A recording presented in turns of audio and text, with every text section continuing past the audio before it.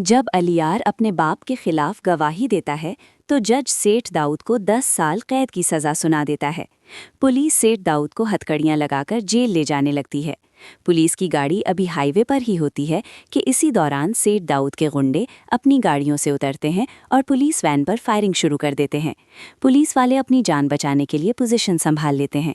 इसी दौरान गुंडे वैन का दरवाज़ा खोलते हैं और सेठ दाऊद को अपने साथ लेकर फरार हो जाते हैं। सेठ दाऊद फौरन लंदन जाने का फैसला करता है और अपने गुंडों से कहता है कि एयरपोर्ट की तरफ चलो। इधर जैसे ही सुनोल को पता चलता है कि सेठ दाऊद फरार हो चुका है, वो सीधा डीएसपी शहरयार के ऑफिस जाता है और कहता है कि शहरयार साहब, सेठ दाऊद भाग गया है। अगर वो आज हाथ से निकल गया तो फिर कभी हाथ नहीं आएगा। डीएसपी शहरयार फौरन एसएओ बाबर को बुलाते हैं और उसका गरिबान पकड़कर कहते हैं कि बाबर, अगर तूने अभी पता नहीं लगाया कि दाऊद कहाँ है तो मैं तुझे सीधा सस्पेंड कर दूंगा।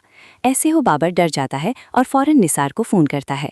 निसार बेख्याली में बता देता है कि सेठ साहब एयरपोर्ट पहुंच चुके हैं और सिर्फ 10 मिनट में उनकी लंदन की फ़्लाइट रवाना होने वाली है।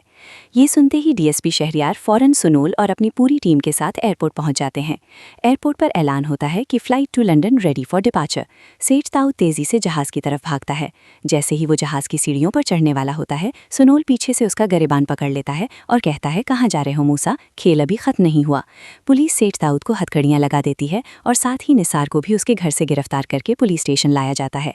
सेठ दाऊद और निसार दोनों को एक ही जेल में बंद कर दिया जाता है। सेठ दाऊद को समझ नहीं आता कि पुलिस को कैसे पता चला कि वो लंदन जा रहा है। इतने में एक पुलिस वाला बाहर से गुजरते हुए कहता है, सेठ साहब, अपने खास आदमी नसार का शुक्रिया अदा कीजिए। अगर उसने एसएओ बाबर को आपकी फ़्लाइट के बारे में ना बताया होता तो आज आप लंदन में होते।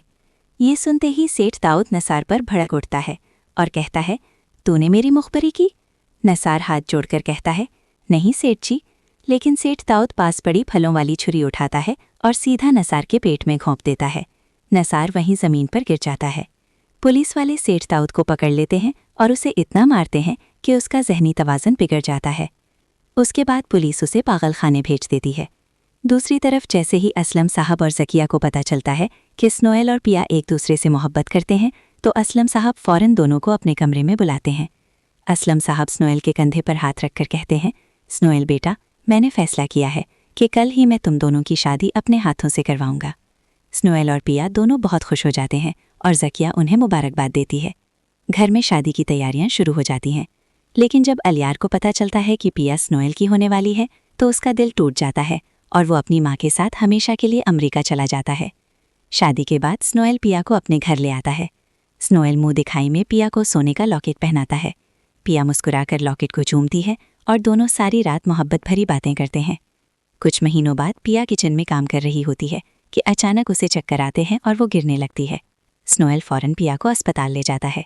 डॉक्टर कहते हैं कि बेटी पैदा हुई है। ये सुनते ही सनूल बहुत खुश हो जाता है। वो पिया के पास जाता है, बच्ची को प्यार करता है और पिया का माथा चूमता है।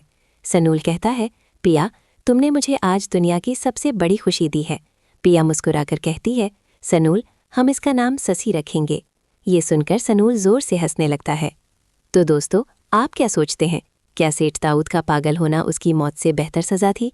क्या अलियार को रुक जाना चाहिए था या उसका जाना ही बेहतर था? क्या आपको ससी नाम पसंद आया? अपनी कीमती राय कमेंट्स में ज़रूर दें। वीडियो पसंद आई हो तो लाइक करें, चैनल को सब्सक्राइब करें और बेल आइकन ज़रूर दबाएं। शुक्रिया, मिलते हैं अगली वीडियो में।